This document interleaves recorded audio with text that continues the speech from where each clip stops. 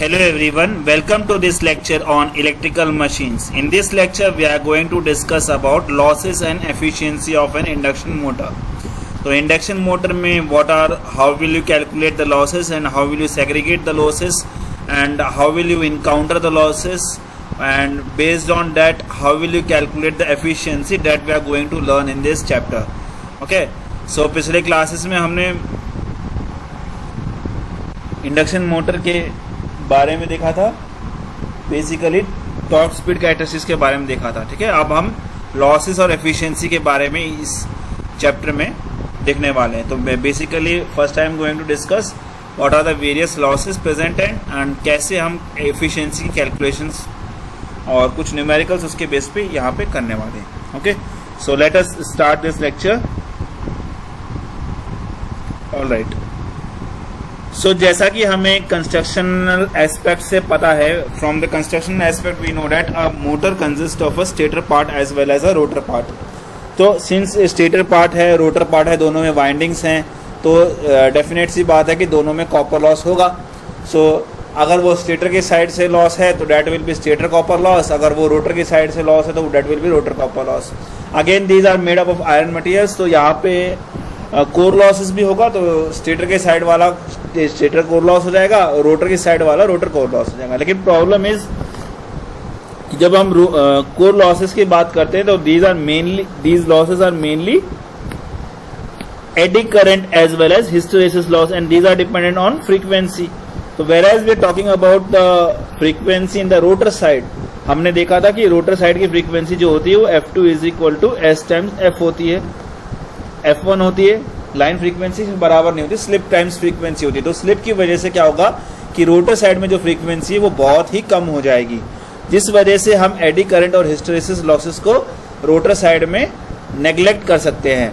So we can say that the total core loss is nothing but is the stator losses only, not the rotor core losses. And again since shaft is there, shaft है तो वो घूमेगा, तो घूमने की वजह से हमारे पास में कुछ तरह के मैकेनिकल लॉसेस होंगे जिसको हम विंडेज और फ्रिक्शन लॉसेस के नाम पे देने वाले हैं. सो ओवरऑल अगर हम देखें तो हमारे पास में लॉसेस के नाम पे एक स्टेटर कॉपर लॉस है, स्टेटर आयरन लॉस है and then rotor copper loss है. ठीक है, और अब हम पावर की बात करें कि डिफरेंट पावर, जो सप्लाई में हमने पावर दिया उसको हमने पावर इनपुट पीआई कह दिया. अब उसके बाद में जब आप उसमें से सब्ट्रैक्ट करोगे स्टेटर कॉपर लॉस को और स्टेटर आयरन लॉस को, तो आपको स्टेटर आउटपुट मिल जाएगा. ठीक है, या तो आप इसको स्टेटर आउटपुट कह सकते हो या फिर आप इसको रोटर इनपुट कह सकते हो. Either you can call it as stator output और you can call it as rotor input. Okay, now once it is rotor input, now when you subtract rotor input and rotor copper loss, what you will get is PM. okay, PM हमारे पास में गया. PM में से जब आप when you subtract windage and friction loss, what you will get is output. And when you are calculating efficiency, you are actually calculating the ratio of P naught as well as PI. ठीक है, P naught as well as PI. okay, so let us talk about stator input power. तो stator input power either question में पहले से दिया होगा कि P I is equal to 40 kilowatt. अगर आपको दिया हुआ है तो डायरेक्टली क्वेश्चन में पहले से दिया होगा stator input power is equal to 40 kilowatt. अगर क्वेश्चन में it is not mentioned what is the stator input power, somehow the question will be like this. 400 volt 3 phase 50 hertz 4 pole star connected induction motor takes a line current of 10 ampere with 0.86 power factor lagging. What is the stator input power. ठीक है, तो हमें stator input power निकालना है. तो simple सी बात है, power input is nothing but √3 VL/IL cos phi. तो यहाँ पे हमें पता है VL is equal to 400 volts. ठीक है, VL is 400 volts and IL is 10 amperes it is given. So यहाँ पे आप सब्स्टिट्यूट कर दोगे तो आपको यहाँ पे इस तरीके से इनपुट पावर मिल जाएगा. Next, stator losses. अगर स्टेटर लॉसेस और कंसिस्ट ऑफ, हमें पता है कि ऑलरेडी मैं डिस्कस कर चुका हूँ कि the stator losses consist of stator copper loss as well as core loss, वे core losses consist of eddy current and hysteresis loss. तो केस 1 हम पकड़ के चलते हैं कि अगर मेरे को टोटल स्टेटर लॉसेस दिए हुए हैं, okay, let us suppose total stator losses given as 2 kilowatts और मेरे पास में इनपुट पावर दिया है 40 किलोवाट. तो डेफिनेट सी बात है, अगर मुझे यहाँ पे स्टेटर आउटपुट निकालना है तो that will be nothing but 40 - 2 that is equal to 38 kilowatts. ठीक है। वहीं पे अगर स्टेटर कॉपर लॉस और स्टेटर आयरन लॉस अलग अलग दिया है तो मैं क्या करूंगा, दोनों को ऐड कर दूंगा ताकि मुझे टोटल स्टेटर लॉसेस मिल जाए। जैसे कि सपोज करो stator copper loss is given as 1.2 kilowatts and stator iron loss is given as 1 kilowatt. So when I add it, it will become 2.2 kilowatts. So again, power input is 40 kilowatt, therefore the stator output will be 40 minus 2.2, that is 37.8 kilowatts. ठीक है। In general, total core losses of an induction motor consist of stator core loss as well as rotor core loss. जैसे कि मैंने आपको पहले भी कहा था कि लेकिन stator core loss सिर्फ सप्लाई फ्रीक्वेंसी पे डिपेंड करता है और फ्लक्स डेंसिटी पे डिपेंड करता है, तो प्रैक्टिकली इसको हम कांस्टेंट मान के चल सकते हैं। लेकिन iron losses of the rotor जो है उसको हम नेग्लिजिबल मानते हैं, क्योंकि जो हमारी रोटर की frequency that is depending upon the slip, so that is very very small, so that's why we can neglect iron losses of the rotor. So therefore the total core losses means approximate stator core losses only. Total core loss होंगे वो सिर्फ stator core losses के ही approximate किए जाएंगे. अगर आपको stator losses percentage में दी हुई हैं इनपुट पावर के, तो लेट अस सपोज कि आपको दिया कि stator losses are x% of the stator input power, तो यहां से स्टेटर लॉसेस कैसे निकाल सकते हो आप, x/100 इंटू आप x/100 का रेशियो निकालो और उसको PI से मल्टीप्लाई कर दो and then you will get the stator losses. So अगर आपको PI दिया है 40 kilowatt let us suppose and stator loss आपको दिया है 4% of the input power, then you have to calculate the stator output. तो उसके लिए आप क्या करोगे, 4/100 into 40 kilowatt, that will be equal to 1.6 kilowatt. So stator output will be 40 minus 1.6, that is nothing but 38.4 kilowatts. ठीक है। अगर आपके पास में इंफॉर्मेशन स्टेटर कोर लॉस की इंफॉर्मेशन दी है और स्टेटर वाइंडिंग रेजिस्टेंस दिया है और इनपुट करंट दिया है, तो आपको यहां से स्टेटर कॉपर लॉस निकालना है ना बेसिकली. तो कॉपर लॉस निकालने के लिए I स्क्वायर होता है, क्योंकि 3 फेज है तो 3 into I1 square into R1 से आप स्टेटर कॉपर लॉस निकाल सकते हो.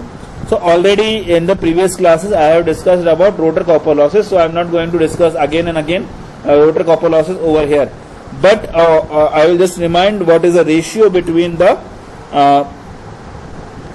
rotor input as well as rotor copper loss as well as the mechanical power, that is equal to 1:S/1 minus S. ठीक है। And after subtracting mechanical power from the windage power, windage and windage losses, what you will get is the output. तो एक बार आपके पास में output हो गया, then you can easily calculate the efficiency as efficiency is equal to P output by P input. ठीक है।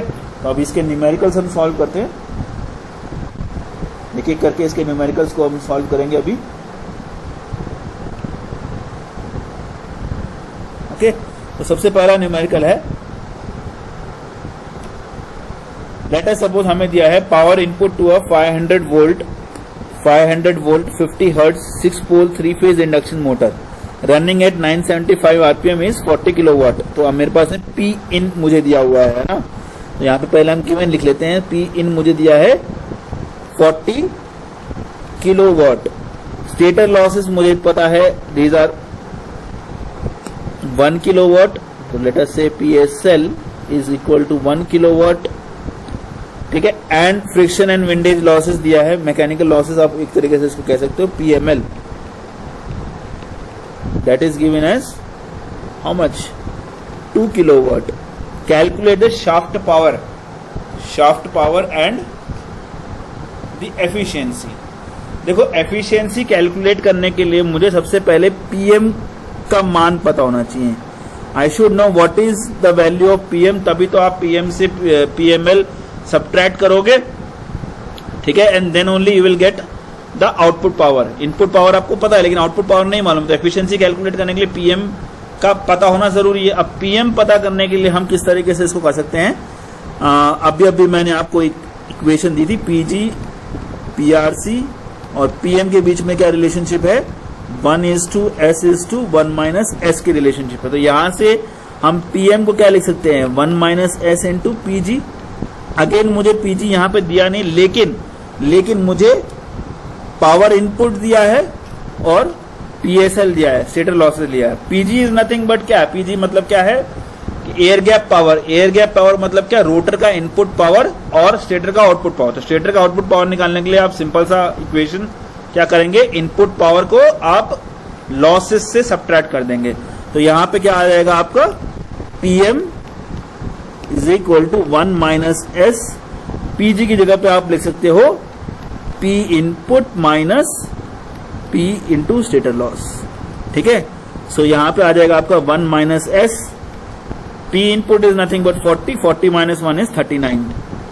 ठीक है, तो यहां से आपको पीएम मिल सकता है। लेकिन अब प्रॉब्लम क्या है कि मेरे पास में स्लिप गिवन नहीं है, तो मुझे सबसे पहले स्लिप कैलकुलेट करना पड़ेगा।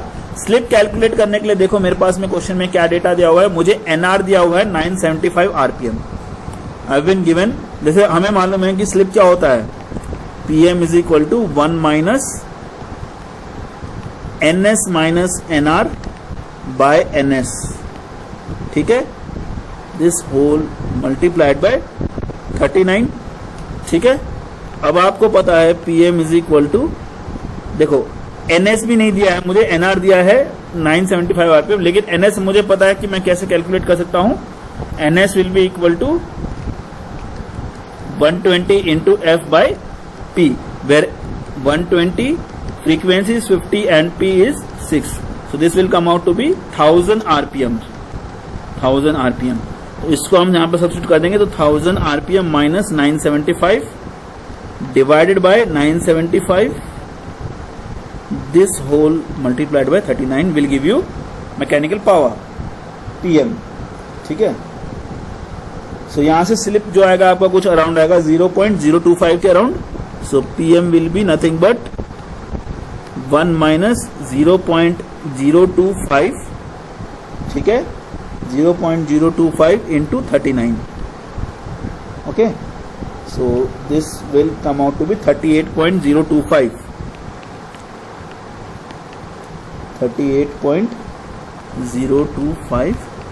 ये आपका एक तरह से शाफ्ट पावर मुझे मिल गया यहाँ पे, है ना, शाफ्ट पावर मिल गया। अब आउटपुट पावर निकालने के लिए सीधी सी बात है, आपको मैकेनिकल लॉसेस दिए हैं कितने, 2 किलोवाट मैकेनिकल लॉसेस दिए हैं, तो आउटपुट पावर सिंपल से कैसे आ जाएगा, पी नेट बोल सकते हो, पी आउटपुट बोल सकते हो, जो भी आप बोलो बस उसको डिफाइन कर दो। तो 38 minus 0.25 minus 2 kilowatt will be equal to 36.025 kilowatt. ये आपका output power, net output power आ गया।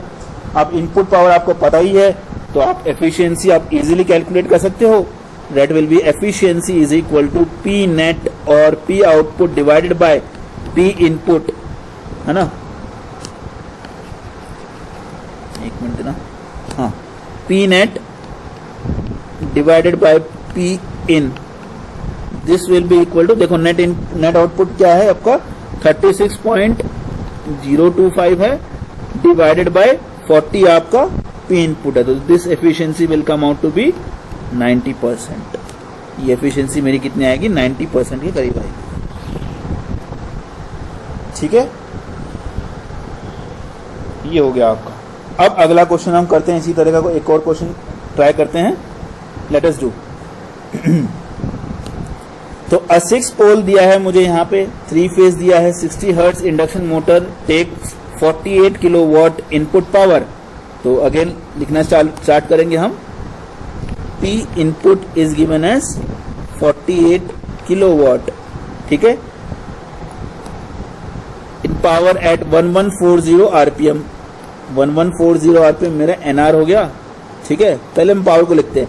Stator copper losses 1.4 and stator core losses 1.6। देखो यहाँ पे दोनों अलग अलग लिए हैं, तो टोटल जो स्टेटर लॉस होंगे वो कितने हो जाएंगे मेरे, 1.4 प्लस 1.6, तो this will come out to be 3 kilowatts.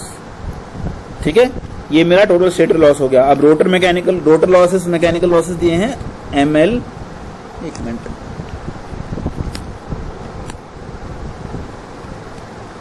Rotor mechanical loss PML is given as how much, 1 kilowatt. ठीक है, now we have to find the motor efficiency. Simple सी बात है, अगेन वही सेम कॉन्सेप्ट, आपको PM पहले ज्ञात करना पड़ेगा, तभी PM से आप PML माइनस करोगे, then you will get the net output. तो PM फाइंड करने के लिए again we have to use the same formula, 1 minus S into PG।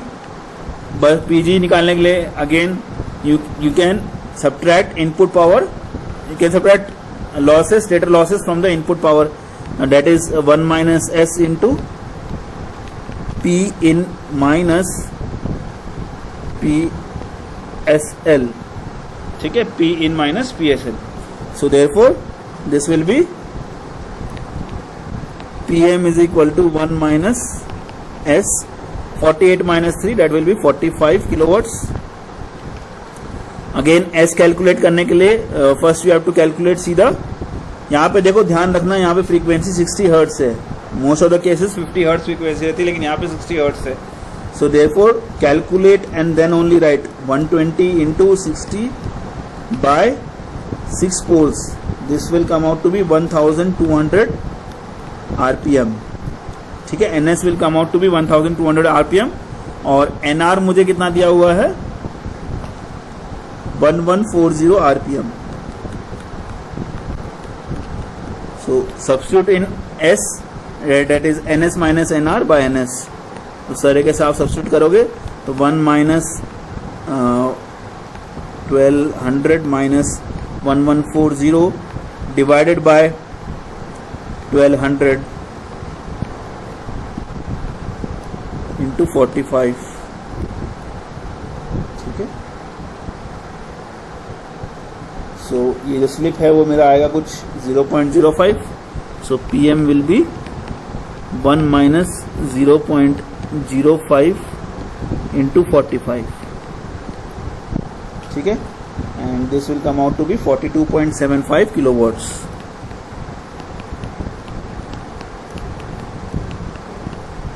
PM मिल गया. अब यहाँ से आप P नेट निकाल सकते हो. That will be nothing but PM minus PML, that is nothing but 42.75 kilowatt minus PML. PML यहाँ पे मुझे कितना दिया है 1 kilowatt. That will be equal to 41.75 kilowatts. Again you know what is P net, what you know what is P input. Just divide it and you will get the efficiency as P input by P output by P in. P output is nothing but 41.75 divided by 48 kilowatt, that will come out to be 86.97% is your efficiency. Alright.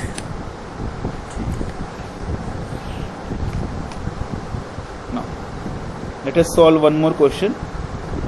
Last question for this exercise. अब इस question में क्या दिया है, देखो ध्यान से पढ़ो पहले क्वेश्चन को कि 3 फेज दिया है मुझे, 230 वोल्ट दिया है, 50 हर्ट्ज दिया है, 100 HP मोटर दिया है. 100 HP मोटर दिया, इसका मतलब क्या है कि उसका जो आउटपुट है वो कितना है 100 HP है. ठीक है, P आउटपुट इज 100 HP, क्योंकि जो फाइनल रेटिंग होती है, रेटिंग वही बताती है कि आउटपुट पावर कितनी दे रहा है वो. तो आउटपुट पावर जो होगी यहाँ पे कितनी होगी 100 HP होगी. 6 पोल इंडक्शन मोटर दी है, ऑपरेटिंग एट रेटेड कंडीशन दिया है, एफिशिएंसी कितना है 91% एफिशिएंसी दिया है. ठीक है, एफिशिएंसी इसमें दिया हुआ है. Draws a line current of I1 दिया है 248 amperes. The core loss is given as 1697 watts, sorry not volts. Stator copper loss दिया है मुझे 2803 वॉट्स और रोटर कंडक्टर लॉस दिया है मुझे 1549. तो डिटरमिन, सबसे पहले मुझे बोला है पावर इनपुट. देखो सिंपल सी बात है, मुझे दिया है एफिशिएंसी दिया है, पावर आउटपुट दिया है. तो efficiency nothing but power output by power input. तो इससे पावर इनपुट हम फटाफट कैलकुलेट कर लेते हैं. तो देखो ए पार्ट का, let us solve the power input. Calculate करने के लिए we know that efficiency is equal to power output by power input, which implies power input will be equal to power output by efficiency. ठीक है, तो power output जो है वो मेरा हॉर्स पावर्स में दिया हुआ है, 100 HP दिया हुआ है, तो उसको हम वॉट से बदल सकते हैं by multiplying it with 746. By multiplying it with 746 divided by efficiency मुझे 91% दिया है, तो हम 0.91 लिख सकते हैं. तो ये जो वैल्यू आएगी कुछ आएगी मेरी PI will be equal to 81978 watt के करीब आएगी. और या तो हम इसको अगर किलोवाट में बदलना चाहें तो 81.978 किलोवाट में मेरी ये एफिशिएंसी आ जाएगी. सॉरी, एफिशिएंसी बोल रहा हूँ, इनपुट पावर आ जाएगी. ठीक है, ये आपकी इनपुट पावर आ गई. अब अगला क्वेश्चन देखते हैं क्या पूछा है. टोटल लॉसेस पूछा है. देखो अब मुझे यहाँ पे पता है कि मेरा पावर इनपुट क्या है. ठीक है, I know what is my power output. तो लॉसेस, टोटल लॉसेस अगर मुझे कैलकुलेट करने तो सिंपल है कि अगर मैं इनपुट पावर से आउटपुट पावर को माइनस कर दूं तो that will give me the losses. क्योंकि देखो अगर आपने पिछले क्लासेस में ट्रांसफॉर्मर्स वगैरह में भी देखा होगा कि efficiency is nothing but output by input plus losses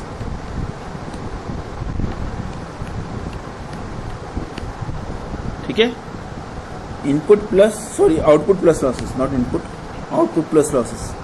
input is nothing but output plus losses ना, आउटपुट प्लस लॉसेस। तो यहां से power input is equal to P output plus losses. तो टोटल लॉसेस निकालने हो तो what I will do is I will subtract P input and P output. ठीक है, तो पी इनपुट मेरा कितना आया था 81.978 kilowatt and I will subtract P output is 746 है ना, तो 74.6 किलोवाट्स हो जाएगा वो। ओके, तो therefore the total losses will B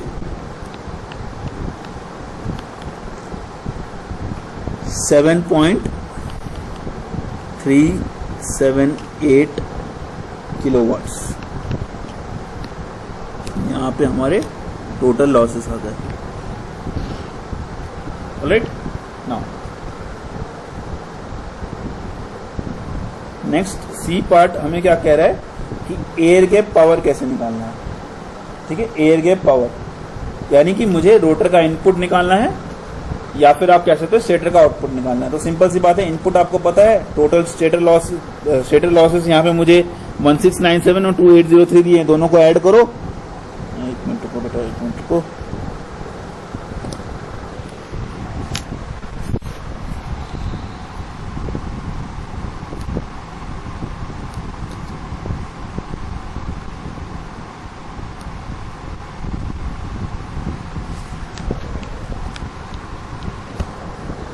ठीक है। तो वही जैसे स्टेटर आउटपुट हम निकाले थे, input power minus the losses, तो टोटल लॉसेस होंगे मेरे stator copper loss plus stator iron loss. तो उसी को यूज करते हुए will solve the C part. That is we know that P input we have already calculated as 81.978 kilowatt and total stator losses हम लोग addition कर देंगे दोनों लॉसेस का, that is 1697 watt plus 2803 watts and this will come out to be 4500 watts or you can say 4.5 kilowatts। ठीक है, so therefore हमें मालूम है PG is nothing but rotor input power is nothing but PI minus PSL। ठीक है, तो input power कितना है मेरा 81.978 minus 4.5, this will come out to be PG is equal to 77.478 kilowatt. ठीक है ना, ये आपका PG। नाउ नेक्स्ट हमें क्या पूछा गया है, इंटरनल टॉर्क पूछा है। इंटरनल टॉर्क मतलब जो इलेक्ट्रोमैग्नेटिक टॉर्क हमारा यहाँ पे प्रोड्यूस हो रहा है, ठीक है, वो कैसे कैलकुलेट करेंगे, that will dependent on the synchronous speed पे डिपेंड करेगा। ठीक है, सिंक्रोनस स्पीड पे डिपेंड करेगा और एयर गैप पावर पे डिपेंड करेगा। तो इंटरनल टॉर्क जो है, I can calculate internal torque as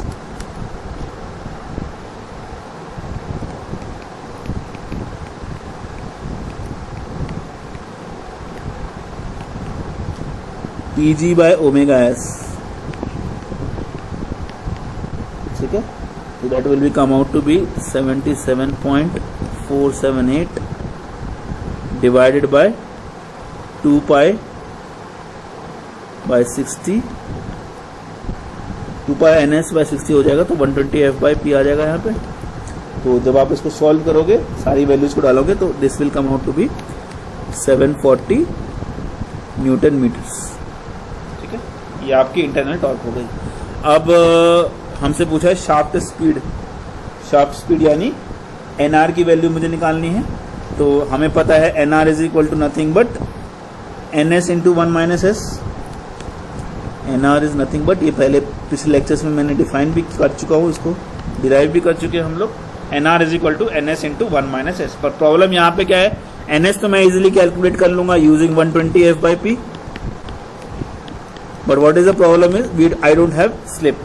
slip नहीं है मेरे पास में, लेकिन दो चीजें हैं मेरे पास में। मेरे पास में एयर गैप पावर है, ठीक है, रोटर कॉपर लॉसेस है, ठीक है। तो जब एयर गैप पावर और रोटर कॉपर लॉसेस, इसका मतलब क्या है, PG इज टू, अगर हमें रिलेशनशिप याद है, PG is to PRC is to PM, that will be equal to 1 is to S is to 1 minus S.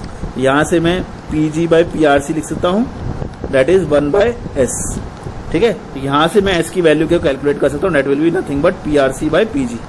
PG हमने अभी भी कैलकुलेट किया है, PRC हमें क्वेश्चन में दिया ही हुआ है रोटर कंडक्टर लॉसेस के हिसाब से, ठीक है, दैट इज 1449 वॉट्स। तो उसी को हम सब्स्टिट्यूट कर देंगे and will calculate the value of slip. तो S is equal to nothing but 1549 divided by 77478, that is equal to 0.02 हमारी यहाँ पे स्लिप आ गई। अब इसी को हम यहाँ पे सब्स्टिट्यूट करेंगे, NR will be equal to 120 into 50 by poles is 6, ठीक है, into 1 minus 0.02। So this will come out to be 980 RPM। तो NR यहाँ पे मेरा हो जाएगा 980 RPM, ठीक है। तो this will be my NR। Now next हमें क्या पूछा है, नेक्स्ट हमें पूछा है पावर फैक्टर cos 5। तो cos 5 is P by S, है ना, apparent real power by apparent power.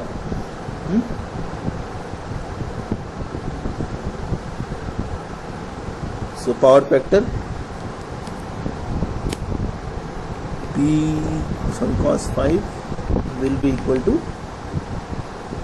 PI by SIN, that is nothing but 81.978 kilowatt. SN निकालने के लिए हम करेंगे √3 इंटू VL इंटू IL, ठीक है। तो सब्स्टिट्यूट कर देंगे values. So what will get is 81.978 divided by √3 into VL, यहाँ पे मुझे दिया है 230 वोल्ट, और I जो दिया है यहाँ पे मेरे पास 248 एम्पियर्स दिया हुआ। तो जब इसको सॉल्व करेंगे तो मेरे पास में आएगा cos 5 is equal to 0.8297 lagging power factor आ जाएगा मेरे पास में, ठीक है ना, लैगिंग पावर फैक्टर, ठीक है। अब नेक्स्ट क्वेश्चन क्या पूछा है मुझसे, नेक्स्ट क्वेश्चन मुझसे पूछा है what is combined friction and windage losses. देखो कंबाइंड फ्रिक्शन एंड सारे लॉसेस दिए हुए हैं यहाँ पे, मुझे कॉपर लॉस दिया है, स्टेटर कॉपर लॉस दिया है, स्टेटर कोर लॉस दिया है, रोटर कंडक्टर लॉस दिया है, साथ में टोटल लॉसेस दिए हैं। अब देखो हमने जो डायग्राम बनाया था उसमें कौन कौन से लॉसेस थे, देखो ये डायग्राम बनाया था ना हमने, इसमें देखो स्टेटर कॉपर लॉस है, स्टेटर आयरन लॉस है, रोटर कॉपर लॉस भी दिया हुआ है। ये सारे लॉसेस आपको दिए हुए हैं क्वेश्चन में, ये क्वेश्चन ये दिया है, ये दिया है, ये दिया है, सिर्फ ये कैलकुलेट करना है, और टोटल लॉसेस दिए हुए हैं। तो सिंपल सी बात है, टोटल लॉसेस में इन सब का सम जो है आप सब्ट्रैक्ट कर दो and then you will get the answer, simple, okay. So to calculate combined friction and windage loss, what you will do is subtract all the losses from the total losses. Total losses हमने पहले से calculate कर लिया था second part में। So friction and windage loss will be nothing but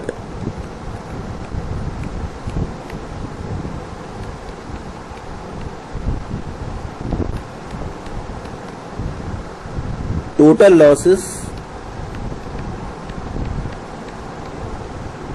minus stator copper loss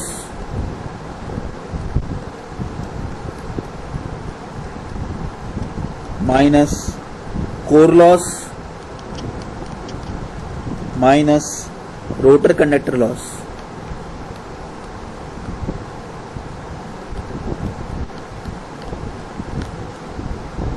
ठीक है, so So this will come out to be 7378 minus 1697 minus 2803 minus 1549. So this total will come out to be 1329 watts. ठीक है. The last question यहाँ पे क्या पूछा है मुझसे, शाफ्ट टॉर्क के बारे में बोला. शाफ्ट टॉर्क मतलब जो हमारा फाइनल आउटपुट आएगा उस पर डिपेंड करेगा, और क्योंकि ये रोटेट कर रहा है यानी एनआर पे डिपेंड करेगा. So this will be, shaft torque will be nothing but P net by omega R. ठीक है. तो again you can use 2 pi N R by 60. NR आपको दिया ही हुआ है, तो ये जब हम टोटल कैलकुलेट करेंगे that will come out to be 726.9 newton metres.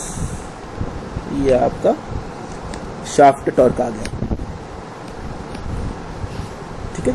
तो यहाँ पे इस लेक्चर में हमने एफिशिएंसी लॉसेस के बारे में देखा और लॉसेस से किस तरीके से हमने एफिशिएंसी कैलकुलेट की वो देखा. अब अगले लेक्चर्स में हम ये जानने की कोशिश करेंगे कि क्या 3 फेज इंडक्शन मोटर में हमें स्टार्टर्स की ज़रूरत है, और अगर हाँ ज़रूरत है तो किस टाइप के स्टार्टर्स की ज़रूरत है. हालांकि 3 phase induction motor is a self starting motor, but still कई जगहों पे हम स्टार्टर्स को यूज़ करते हैं, तो वो स्टार्टर्स के पीछे क्या मतलब है, क्यों यूज़ करना है, वो हम अगले लेक्चर्स में देखेंगे. Thank you.